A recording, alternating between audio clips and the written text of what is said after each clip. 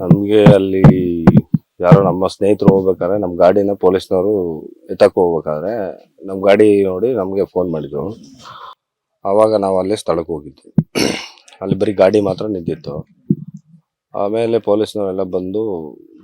ಅವಾಗ ಪೊಲೀಸ್ನವ್ರು ಬಂದು ವಿಚಾರಣೆ ಮಾಡ್ತಿದ್ದಾಗ ಯಾರೋ ಇಬ್ರು ಗಲಾಟೆ ಮಾಡ್ತಿದ್ರು, ಒಂದು ಹುಡುಗಿಗೆ ಹೊಡಿತಾ ಇದ್ರು ಅಂತ ಮೇಲ್ಗಡೆ ಯಾರೋ ದೇವಸ್ಥಾನಕ್ಕೆ ಬಂದಿರುವಂಥವ್ರು ವಿಡಿಯೋ ಮಾಡಿ ಪೊಲೀಸ್ನವ್ರಿಗೆ ಸ್ಟೇಷನ್ಗೆ ಕಂಪ್ಲೇಂಟ್ ಕೊಟ್ಟಾಗ ಅವ್ರು ಬಂದಿದ್ದಾರೆ. ಅವ್ರು ಬರೋ ಅಷ್ಟರೊಳಗೆ ಯಾವುದೂ ಇಲ್ಲ, ಒಂದು ಗಾಡಿ ಮಾತ್ರ ಇತ್ತು. ಬಂದು ಎಲ್ಲ ಅಲ್ಲಿ ಸ್ಥಳ ಪರಿಶೀಲನೆ ಮಾಡಿದ್ರು, ಮಾಡಿ FIR ಹಾಕಿದ್ರು. FIR ಶನಿವಾರ 1:15 ಇನ್ಸಿಡೆಂಟ್ ನಡೆದಿರೋದು. FIR ಸಾಯಂಕಾಲ ಒಂದು 7 ಗಂಟೆಗೆ ಹಾಕಿದ್ರು. 7 ಗಂಟೆಗೆ ಹಾಕಿ ನಿನ್ನೆ ಬಾಡಿ ಸಿಕ್ಕಿದೆ.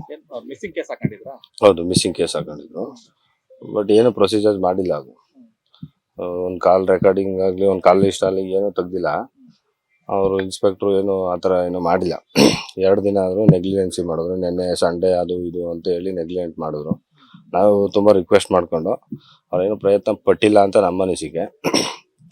ನಾವು ಮತ್ತೆ ನಿನ್ನೆ ಬೆಳಿಗ್ಗೆ ಸ್ಟೇಷನ್ ಹತ್ರ ಹೋದಾಗ ಇನ್ನೂ ಬಂದಿಲ್ಲ, ಕಾಲ್ ಲಿಸ್ಟ್ ಬರಲಿ ನೋಡೋಣ ಅಂತ ಹೇಳ್ತಾನೆ ಇದ್ರು.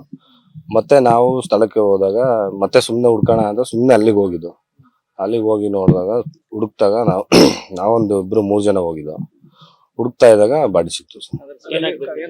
ಬಾಡಿ ಎಲ್ಲ ಮಣ್ಣಾಕಿ ಮುಚ್ಚಿಬಿಟ್ಟಿದ್ರು. ಮಣ್ಣಾಕಿ ನಮಗೆ ಡೌಟ್ ಬಂತು, ಯಾವುದೋ ಮಣ್ಣು ಅಗ್ದಿರಂಗೈತಲ್ಲ ಅಂದ್ಬಿಟ್ಟು ಮಣ್ಣು ಸ್ವಲ್ಪ ಅಗ್ದಿರಂಗೈತಲ್ಲ ನೋಡ್ದೋ. ಅಲ್ಲಿ ಸ್ವಲ್ಪ ಸ್ಮೆಲ್ ಬರೋ ಥರ ಸಿಂಪ್ಟಮ್ಸ್ ಇತ್ತು. ಅದು ಬಗ್ದು ನೋಡಿದಾಗ ಬಾಡಿ ಇತ್ತು. ನಮ್ಮ ನಾದ್ನಿ ಆಗ್ಬಿಟ್ಟು.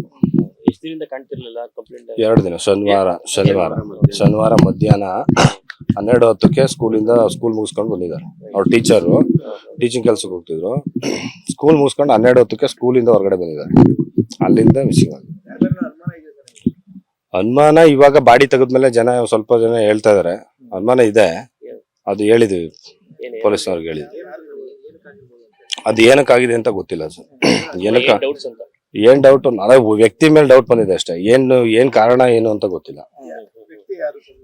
ಅಲ್ಲೇ ಊರವನೇ, ಅದೇ ಊರವನೇ ಹುಡುಗ. ಇನ್ನು ಆ ವ್ಯಕ್ತಿ ಮೇಲೆ ಡೌಟ್ ಇದೆ. ಆ ತರದ ಏನು ಪ್ರಾಬ್ಲಮ್ ಇಲ್ಲ, ಏನು ಸಮಸ್ಯೆ ಇಲ್ಲ, ಆ ತರದ್ ಏನು ಇಲ್ಲ. ಒಂದೇ ಊರೇ ಅಂದ್ರೆ ಪರಿಚಯ ಇರುತ್ತೆ. ಒಂದೇ ಊರೇ, ಆ ತರದ್ ಏನಿಲ್ಲ. ನಮ್ದೇ ಗಾಡಿ. ಗಾಡಿ ನಮ್ದೇ.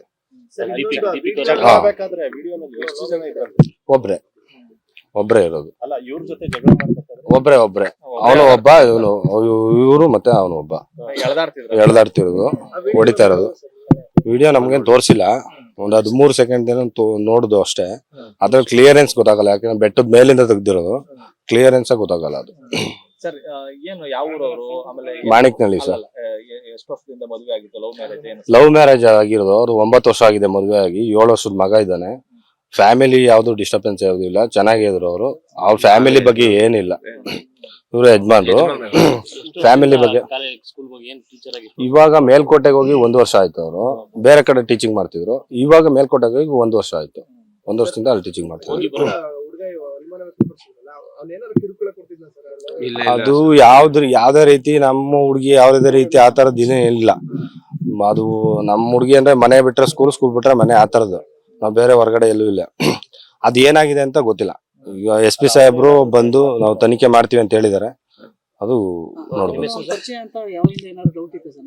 ಪರಿಚಯ ಅಂದ್ರೆ ಒಂದೇ ಊರು ಅಂದ್ರೆ ಪರಿಚಯ. ಚಿಕ್ಕ ಹುಡುಗ ಅವನು, ಒಂದು 20-22 ವರ್ಷದ ಹುಡುಗ. ನಮ್ಗೆ ಗೊತ್ತಿಲ್ಲ ಸರ್, ಅದು ಇನ್ನೂ ಗೊತ್ತಿಲ್ಲ. ಅನುಕ್ಷಣದ ಸುದ್ದಿಗಳಿಗಾಗಿ ವಿಸ್ತಾರ ನ್ಯೂಸ್ ಯೂಟ್ಯೂಬ್ ಚಾನೆಲ್ ಸಬ್ಸ್ಕ್ರೈಬ್ ಮಾಡಿ. ಹೊಸ ಸುದ್ದಿಗಳ ನೋಟಿಫಿಕೇಶನ್ಗಾಗಿ ಬೆಲ್ ಐಕಾನ್ ಕ್ಲಿಕ್ ಮಾಡಿ. ಲೇಟೆಸ್ಟ್ ಅಪ್ಡೇಟ್ಸ್ಗಾಗಿ www.vistaranews.com ವೆಬ್ಸೈಟ್ಗೆ ವಿಸಿಟ್ ಮಾಡಿ. ಅಂಗೈಯಲ್ಲೇ ಜಗತ್ತಿನ ಸುದ್ದಿ ತಿಳಿಯಲು ವಿಸ್ತಾರ ನ್ಯೂಸ್ ಕನ್ನಡ ಆಪ್ ಡೌನ್ಲೋಡ್ ಮಾಡಿ.